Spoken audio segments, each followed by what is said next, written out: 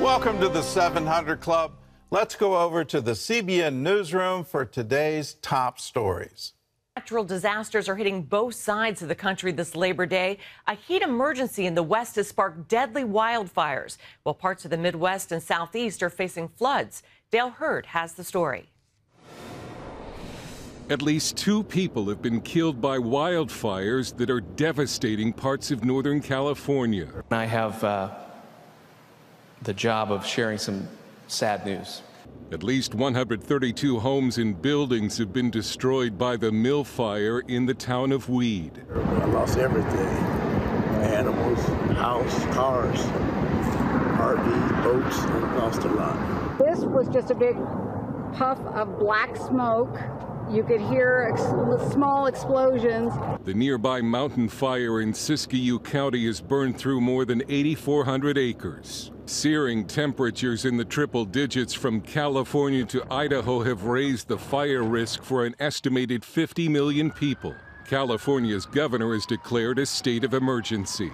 More than 2,000 miles to the east, it is severe flooding that has turned deadly. An elderly woman's body was found 5 miles downstream from her home after flash flooding hit southern Indiana and Kentucky. Massive flooding. Georgia's governor has declared a state of emergency after heavy rain triggered flash flooding northwest of Atlanta. Up to 14 inches fell in just 24 hours in parts of Tennessee. We're actually trapped in because the road, of course, is right here, and it's a winding road. Livestock were seen struggling to find higher ground. Dale Hurd, CBN News. Thanks, Dale. Well, looking to the midterm elections as Democrats and Republicans contend for control of Congress, President Biden back in Pennsylvania today, where a tight race could determine who rules the Senate. Saturday, former President Trump campaigned in the Keystone State in his first appearance since the FBI raid on his home. Trump calling it a travesty of justice and labeling the FBI and Justice Department vicious monsters. He also hinted he might run for president again in 2024. So I may just have to do it again. You'll be staying tuned. But first, we have to win a historic victory for the Republican Party this November. This just days after President Biden called Trump and his current supporters a threat to the very republic. Well, in Canada, a manhunt underway after a vicious killing spree. Police are looking for Damian Sanderson and Miles Sanderson in connection with a series of stabbings that left at least 10 people dead and 15 wounded. The attacks happened in multiple locations in the province of Saskatchewan, including an Indigenous community. Authorities say some of the victims were targeted, but other attacks appear random. Police did not give a motive for the attacks. In Ukraine, UN inspectors warn of a pending catastrophe at Europe's largest nuclear power plant. The facility in Zaporozhye is in Russian hands and has been damaged in the fighting. The power plant has lost connection to its main power lines and forced to rely on backup systems.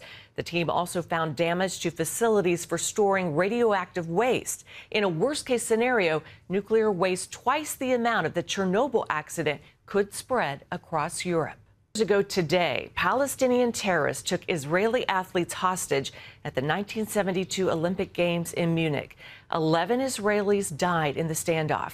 Israel has faced repeated threats to its existence over the years. One of the latest is a global movement called Boycott, Divestment, and Sanctions. As Chris Mitchell reports, it's spreading on college campuses. You've got a lot of groups that are operating on, what appear to be shoestring budgets, but yet we continue to see the BDS movement flourish and thrive across various campuses. I think what it means is that this is a very decentralized funding network. In 2016, Jonathan Schanzer testified before Congress and shared his research into the funding of the BDS movement. But then finally stumbled on one group called American Muslims for Palestine. Many of them worked for charities that were previously shut down by the U.S. government for supporting Hamas. This, of course, came as a surprise to us. The more we dug, the more we realized that there was a network, a relatively small one, but apparently influential, that was active on campus. I think it ultimately demonstrated that even if this group is not engaging in anything illegal, and I think it's important to stress that, that their background is important, that this is not just simply a social justice movement, but rather a group that is motivated by very ideological reasons. Schanzer tells CBN News the network is doing now what it did in 2016. In a related development, Israel targeted 6 NGOs for aiding the Popular Front for the Liberation of Palestine, or PFLP.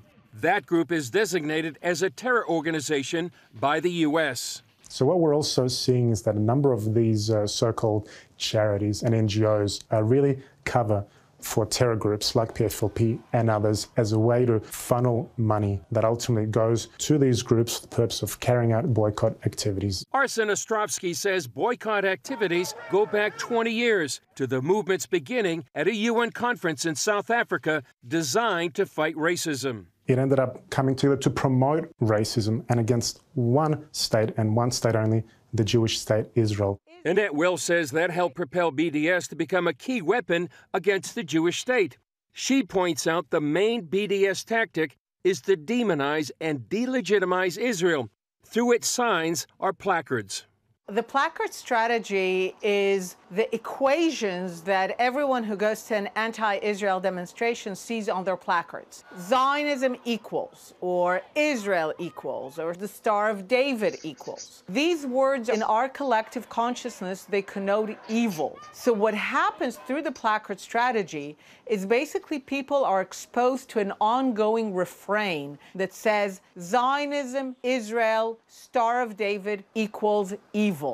That, according to Wilf, promotes the idea of Israel as the global villain. There is no greater good in this world than the eradication of evil. So if you create this mental mindset, you create a global mindset that there is an evil out there, and the evil is Israel and Zionism. You're basically saying, because Israel, Zionism, and the Star of David are evil, whatever you do to rid the world of this evil will be justified.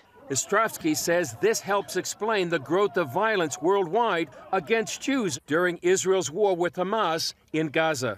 Now, this doesn't happen in a vacuum. It is a direct result of this pervasive discourse singling out and vilifying the Jewish state for opprobrium, and that goes to the very core, the very center of what the BDS movement is doing. And since much of this discourse happens at colleges and universities, BDS creates an unsafe place for young Jewish students. Especially students who identify as Zionist or pro-Israel. The economic impact of BDS on Israel seems minimal, especially as the startup nation gets financially stronger through ties with its Arab neighbors and the Abraham Accords.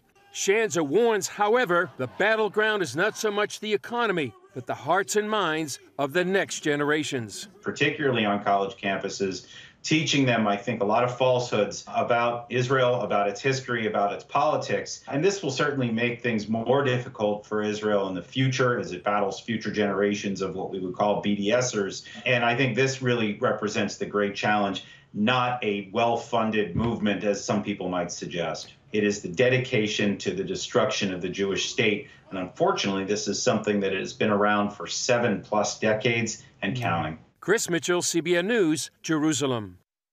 Thanks, Chris. And you can always find the latest news at cbnnews.com. Gordon and Terry will be back with more of the 700 Club right after this.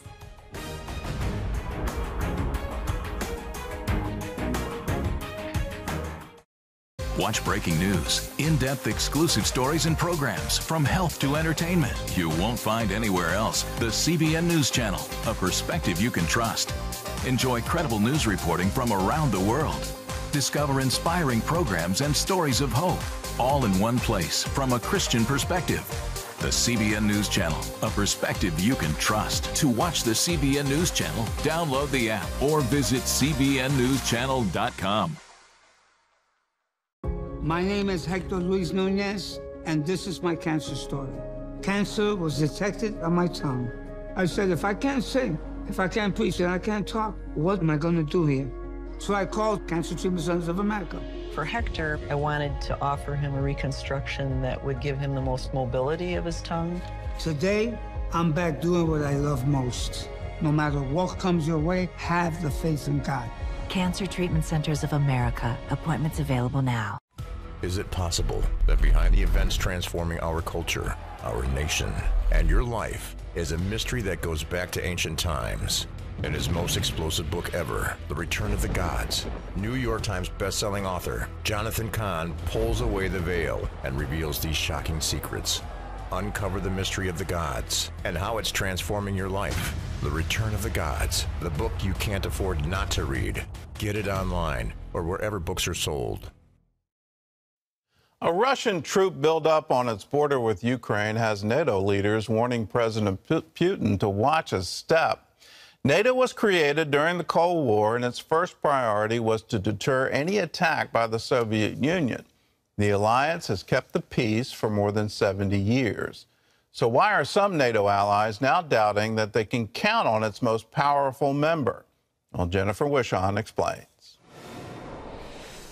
There's a growing consensus among European countries that they can no longer rely on the U.S. for security as they have in the past. But here in Hungary, a senior government official tells me NATO remains the alpha and the omega of their security. Here at the Szolnok airfield, Hungary's special ops and airmen practice air assaults, reconnaissance, and dirty bomb detection. U.S. troops were here in the spring for joint NATO exercises. Countries like Hungary, once under the boot of the Soviet Union,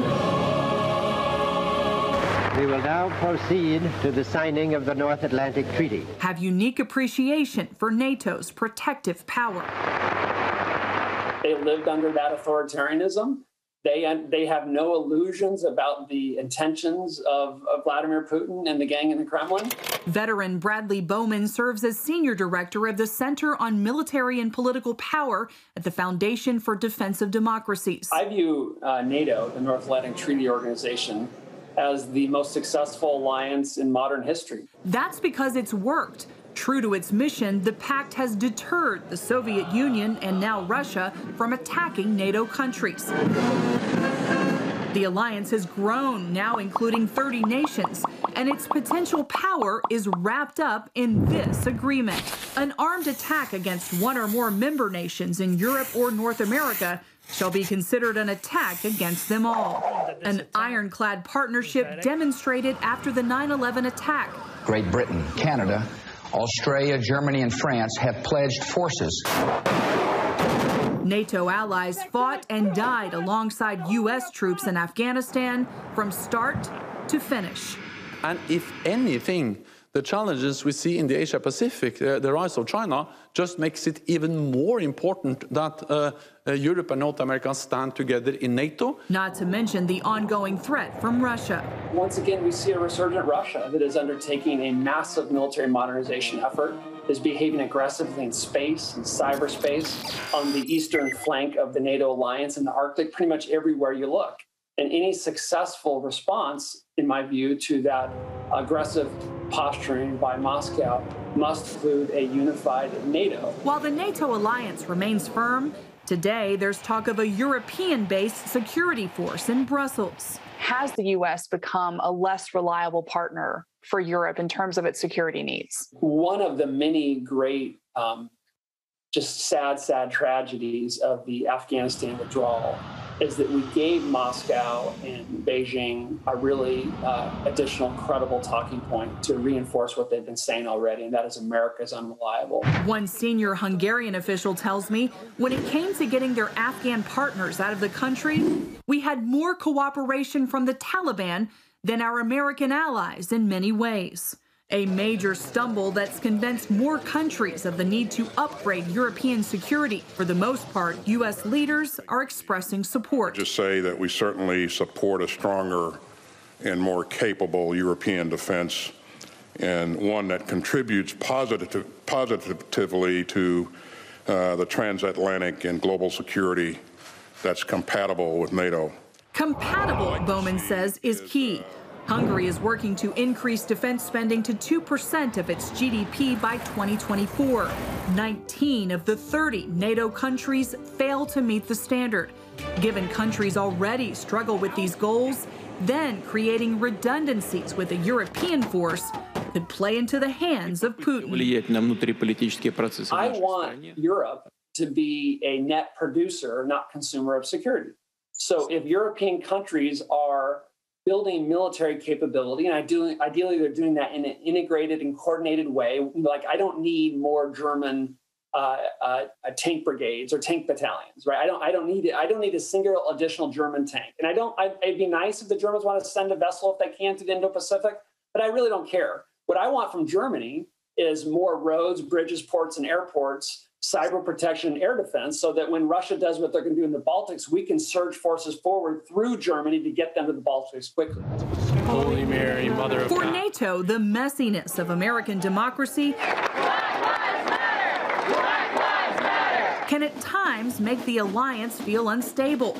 In just the past 5 years, President Trump publicly pressured nations to pay their fair share on defense while wavering in his support, calling NATO obsolete. While President Biden renewed America's support, the administration then proposed a U.S. defense budget that doesn't even keep up with inflation.